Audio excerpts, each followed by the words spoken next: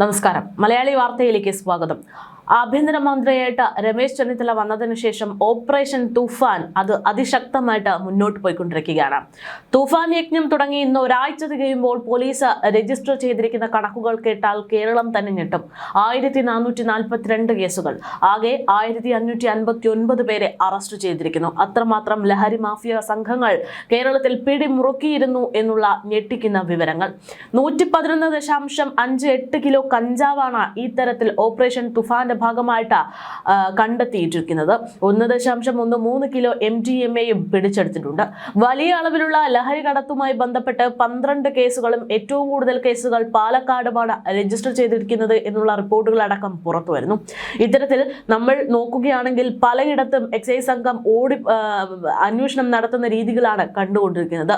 Social മീഡിയയിലടക്കം ഇത്തരം പരിശോധനകൾ സജീവമായിക്കൊണ്ടിരിക്കുന്നു. പക്ഷേ പോലീസിന്റെയും അന്വേഷണ സംഘത്തിന്റെയും ഒക്കെ കണ്ണെത്താത്ത ഒരു പ്രധാനപ്പെട്ട ഒരു ഏരിയയുണ്ട്. അതായത് നമ്മൾ ഈ ഒരാഴ്ചയായിട്ട് പ്രധാനമായിട്ടും ചർച്ച ചെയ്യുന്ന ഒരു വിഷയം എന്ന് പറയുന്നത് കേരളത്തിൽ ഏറ്റവും അതിക്രൂരമായിട്ടൊരു കുഞ്ഞു കൊലപാതകം നടന്നിരിക്കുന്നു എന്നുള്ള വാർത്തയാണ്. ഒരു കുഞ്ഞിനെ 91 മുറിവുകളോടെയാണ് മരണപ്പെട്ടതായി കണ്ടെത്തിയിരിക്കുന്നത് എന്നുള്ള വാർത്ത.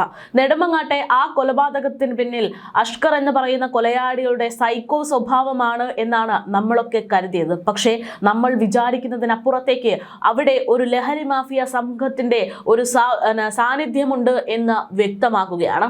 അതുകൊണ്ട് തന്നെ ഓപ്പറേഷൻ തുഫാന്റെ ഭാഗമായിട്ട് അന്വേഷണം ആ രീതിയിലും പോകണം എന്നുള്ള ഒരു ആവശ്യം പൊതുവെ ഉയരുന്നുണ്ട്.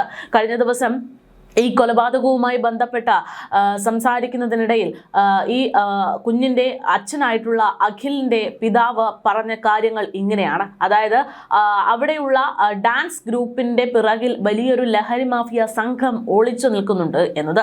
അതിനെക്കുറിച്ചുള്ള വസ്തുതകൾ ഇനി പുറത്തു വരേണ്ടതുണ്ട്. ആ പിതാവിന്റെ വാക്കുകൾ ഇങ്ങനെയാണ്. അപ്പൊ അവരൊന്നും അങ്ങനെ ജീവിക്കണവരല്ല. അതിലാണ് എനിക്ക് മനസ്സിലായത്. നമ്മളോട് പേണി നിൽക്കണവരല്ല. ഇത്രയും പോരെ ജീവിക്കണമെന്നുള്ള ഒരു വീട് പോരെ. നമ്മൾ ജീവിക്കണമെന്ന് നമ്മളൊരു കുടുംബത്തിൽ അവരോട് ചേർന്ന് ജീവിക്കാമെന്നാണ്. മനസാക്ഷി ഞെട്ടിക്കുന്ന ഒരു സംഭവം നടന്നിട്ട് അമ്മ എന്ന് പറയുന്ന അഖിലേക്കും ഈ കൊടുംക്രൂരത ചെയ്ത അവനും യാതൊരു ഭാവവ്യത്യാസവും ഇല്ല. ശ്രദ്ധിച്ചിട്ടുണ്ടോ? ഇത്രയും നാളായിട്ട് കണ്ടിട്ടുണ്ടോ? ഒരു ഭാവവ്യത്യാസവും ഇല്ല. അത് ഞാൻ പറഞ്ഞു കഴിഞ്ഞാൽ ഞാൻ പറഞ്ഞില്ലേ, ഇവർ ഡ്രഗ് അഡിക്റ്റുകളാണ്. ഈ അഷ്കറിന്റെ കൂട്ടുകാർ പറയുന്നത് ഇവ മദ്യപിക്കില്ല, പുക വലിക്കില്ല എന്നൊക്കെയാണ് പറയുന്നത്. ഈ രണ്ട് രീതിയിലും, പുക വലിക്കാത്ത രീതിയിലും കുടിക്കാത്ത രീതിയിലും ഡ്രഗ് അകത്തുന്ന ഒരുപാട് സാധനങ്ങളുണ്ടല്ലോ. ഒരുപാട് സാധനങ്ങളുണ്ട്. സിഗരറ്റ് മേടിക്കണ വലിക്കാത്തവൻ എന്റെ അപ്പീനെ പൊള്ളിക്കാൻ മാത്രം സിഗരറ്റ് കുറ്റികളെ അതിട്ടാണ്. അതിന് വേണ്ടിയിട്ട് മാത്രമാണ് അത് ചെയ്തത്. രണ്ടാമത് ഈ അഖിലയും അതുപോലല്ല. അഖിലയും നല്ല രീതിയിൽ ഡ്രഗ് അഡിക്റ്റ് ആണ്. അതേപോലെ തന്നെ ഈ ഡാൻസ് ട്രൂപ്പിൽ പോകുന്ന മിക്കാറെണ്ണത്തിനും കുഴപ്പമാണ്. മിക്കാറെണ്ണത്തിനും ഈ ഏകദേശം കുറേയൊക്കെ കുടുംബം ആയതുകൊണ്ട് വഴിതിരിഞ്ഞു പോയതുകൊണ്ട് അതിപ്പോൾ അവരെ ഞാൻ ഇത് പല പ്രാവശ്യം പറഞ്ഞിട്ടും അവരെ ഇതിന് മുന്നിൽ കൊണ്ടുവരുന്നില്ല. അത് അവരെ കൂടെ അന്വേഷണം ഇനി എനിക്ക് ഡിവൈഎസ് ഓഫീസിൽ നിന്ന് ഇതിന് സ്റ്റേറ്റ്മെൻറ്റ് വിളിക്കും. അപ്പോഴും ഞാൻ സാറിനോട് ഞാൻ ഈ കാര്യം പറയാം. 1-2 പ്രാവശ്യം പറഞ്ഞു, മീഡിയക്കാരോട് പറഞ്ഞിട്ടും അത് ഇപ്പോൾ അവർ അതിനകത്ത് എത്തുന്നത്. കാരണം വെച്ചാൽ ഇവൻ കുറ്റമായിട്ട് കഴിഞ്ഞല്ലോ. അതുകൊണ്ട് ഇവർക്ക് ഇനി വേറെ പുതിയ പ്രതിയെ പിടിക്കേണ്ട ആവശ്യമില്ല. കാര്യം ഞങ്ങളിത് പറഞ്ഞെന്തിനു നോക്കളെ, നമ്മളെ മക്കളെ നഷ്ടപ്പെട്ട് ഇനി അതിൽ കുറേ കുട്ടികൾ അവളെ കസ്റ്റഡിയിലായി പോയി. പെൺകുട്ടികളും ആൺകുട്ടികളും ഉണ്ട്. ആ അമ്മമാർക്ക് ഞങ്ങൾക്ക് ഇത്രയും പിടിച്ചു നിൽക്കാൻ ദൈവശക്തി തന്നു. എല്ലാ അമ്മമാർക്കും അത് കിട്ടൂല. 9 വർഷം കൊണ്ട് ഞാൻ കരയുകയാണ്. ഇതിലൊരു ചാനലിൽ ഒരു പയ്യൻ മൊബൈലിട്ടിരിക്കുന്ന മന്ത്രിയോട് ചിരിച്ചും കൊണ്ട് നിന്നു. 9 വർഷം കൊണ്ട് ഒരു മോള് മരണപ്പെട്ട ആ അമ്മ കരഞ്ഞ് കണ്ണുനീര് അത്രയും നീരും വെള്ളം ഇപ്പോഴും വന്ന്. പിന്നെ 2 വർഷം കൊണ്ട് ഒരു മോന് വേണ്ടിയും കരഞ്ഞ്. അപ്പോഴേ എൻ്റെ വീട്ടിലൊരു ദൈവം വന്ന ഒരു മന്ത്രി എന്നെ ആശ്വസിപ്പിക്കാൻ വരുമ്പം കണ്ണുനീരും അല്ല ചിരിയും അല്ല. അത് ഞാൻ ചെയ്ത ഏറ്റവും വലിയ തെറ്റ്. ഒരു മോളോ ആരാ ഒരു തീർത്ത് അത് എൻ്റെ ഒരു അടുത്ത ബന്ധു പറഞ്ഞു, ഇങ്ങനെയും പറഞ്ഞ്. അപ്പോഴും ഞാൻ പറഞ്ഞു മക്കളൊന്നും തിരിച്ചിട്ടില്ല, അമ്മയ്ക്ക് ഇതൊന്നും അറിഞ്ഞുകൂടാ. ഞാൻ നല്ല ഇട്ട് കൊടുത്ത അമ്മേരെ വേദനകൾ ഞങ്ങൾക്കല്ലേ അറിയാവൂ. അങ്ങനെയാണ്. അതേസമയം ഇന്ന് അവൻ്റെ ഉമ്മ സംസാരിക്കണത് ഈ മോൻ കണ്ടില്ലേ, ഈ മോനായാലും ഈ മോളും കണ്ടില്ലേ, എൻ്റെ പൊന്നുമോൻ വെള്ളം കുടിച്ചോ എന്തോ, എൻ്റെ പൊന്നുമോൻ്റെ ബാക്കിലിടിച്ച് അവിടെ ഇടിച്ച് ഇവിടെ ഇടിച്ച്. എൻ്റെ കൊച്ചിനെ കുഞ്ഞു കമ്പിട്ടാണ് അടിച്ചത്. അവളെ മോനും അവരടിച്ച് പിടിച്ച്. അവളെ മോനെ ആരെല്ലാം കൈവച്ച നാട്ടുകാർക്കും കുഞ്ഞു മക്കൾക്കും സഹോദരങ്ങൾക്കും സഹോദരിമാർ പ്രാവിയ സഹോദരിമാർക്കും എൻ്റെ ഈ 3 ആത്മാക്കൾക്കും ഞങ്ങളും കൂടെ നിന്നുള്ള നന്ദി. സത്യം എത്രമാത്രം അവരെയൊക്കെ പുകഴ്ത്താമോ അത്രയും ഞാൻ പുകഴ്ത്തും എൻ്റെ ആയുസ്സുള്ള കാലം. എന്തെന്നാ ഇതെല്ലാം ദൈവം ചെയ്യണേ, മനസ്സിലായോ? അവരൊന്നും അവർ മൂക്കാൻ വേണ്ടി അടിച്ച് എൻ്റെ അപ്പിരെ തല പിടിച്ച് ചെമ്പല്ലല്ലേ അടിച്ചത്. തോന്നുമോ? അത് ഈ സ്ത്രീയുടെ ചെവിയിലെത്തിയില്ലേ? ഈ എൻ്റെ മോൻ വെള്ളം കുടിച്ചോ എന്ന് പറഞ്ഞ സ്ത്രീയുടെ ചെവിയിലെത്തിയില്ല ആ സൗണ്ട്. ആ കൊച്ചിന് സൗണ്ടും ഇല്ല, തുണി വാരി വായിൽ വെച്ചാണ്. ഇല്ലെങ്കിൽ അപ്പുറം അപ്പുറമുള്ള ആരും കേട്ടില്ലേ? അവിടെ കൊച്ചു കരയുമ്പോൾ ഞാൻ ഇവിടെ ഏങ്ങയാണ് കിടന്നു. 2 വയസ്സായാലും മോൻ അപ്പുറത്തെ വീട്ടിൽ പനി കാരണമായിട്ട് ആശുപത്രിയിൽ പോയിട്ട് വന്ന് കരയുമ്പോൾ എൻ്റെ നെഞ്ച് പൊട്ടയാണ്. ഫോണൊന്നും ഞാൻ കൈകാര്യം ചെയ്യണില്ലെങ്കിലും ഈ ഓരോ ഒച്ചാളെ കൊച്ചുങ്ങളതായിട്ട് കേൾക്കണില്ലേ? ഈ സ്ത്രീ കേട്ടില്ലേ 10 മാസം ചോന്ന് പ്രസവിച്ച ഈ തള്ള, അവളെ മോളെന്ന് പറഞ്ഞ ആ സ്ത്രീയും അവളെ കുഞ്ഞും അവിടെ കിടക്കണേ. എന്ത് മാമനെ ഏൽപ്പിച്ചിട്ട് പോവാത്തത്? നൊന്തല്ലേ? നൊന്ത്. ഇനി ഈ അമ്മച്ചിയുടെ മുമ്പായിരിക്കും എനിക്ക് വിധി വരണം. ആ രൂപം ഞങ്ങളെ ഇവിടെ ഫോട്ടോ എടുപ്പുണ്ട്. ആ രൂപവും ചേട്ടൻ ഒരു ദിവസം വന്ന് പറയുന്നു, അവിടെ നെടുമ്പങ്ങാട് വെച്ച് കണ്ടു, എടീ നമ്മളാ പപ്പ അമ്മ എന്ന് വിളിച്ചുകൊണ്ട് നടന്ന അവളാ അത് കണ്ട് എനിക്ക് സഹിക്കാൻ പറ്റണില്ല. സത്യം അതങ്ങനെയാണ്. കാര്യം ഞാൻ എൻ്റെ മോളുടെ പേരിൽ ഇവിടെ വന്നു. അഖിലെന്ന് പറഞ്ഞു എൻ്റെ മോളെ വസ്ത്രങ്ങളെല്ലാം അവൾക്ക് ഇടാൻ കൊടുത്ത് അവൾ അച്ഛന്ന് പറഞ്ഞ് പുറകെ നടക്കുന്നു.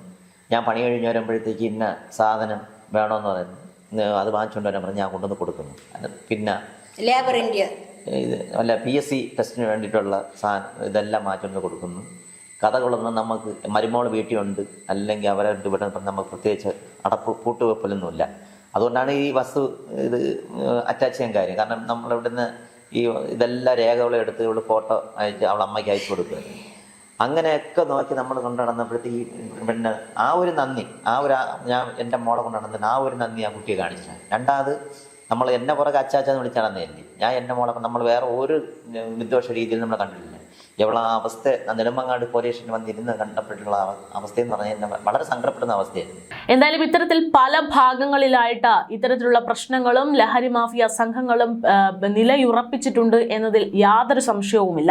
അതുകൊണ്ട് തന്നെ അന്വേഷണ സംഘം ഇത്തരം മേഖലകളിലേക്ക് കൂടെ അന്വേഷണം വ്യാപിപ്പിക്കണം എന്നാണ് പൊതുവെ ആവശ്യമായിട്ട് ഉയരുന്നത്. അതേസമയം ലഹരി മാഫിയയെ തകർക്കാൻ ലക്ഷ്യമിട്ടിട്ടുള്ള ഓപ്പറേഷൻ തൂഫാൻ യജ്ഞത്തിന്റെ ഭാഗമായിട്ട് ലഹരി വേട്ടയ്ക്കുള്ള രൂപരേഖ ആഭ്യന്തര വകുപ്പ് തയ്യാറാക്കി കഴിഞ്ഞു എന്നുള്ള വിവരങ്ങൾ പുറത്തു വന്നു.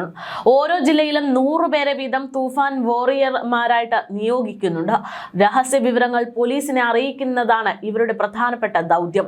ജില്ലാ പോലീസ് മേധാവി ഓരോ ജില്ലയെയും ടീമിനെ തിരഞ്ഞെടുക്കുന്നുണ്ട്. ലഹരി മരുന്നിന്റെ ഉറവിടം കണ്ടെത്താൻ പോലീസ് സ്പെഷ്യൽ ബ്രാഞ്ചിൽ പുതിയ വിഭാഗം രൂപീകരിച്ചു കഴിഞ്ഞു.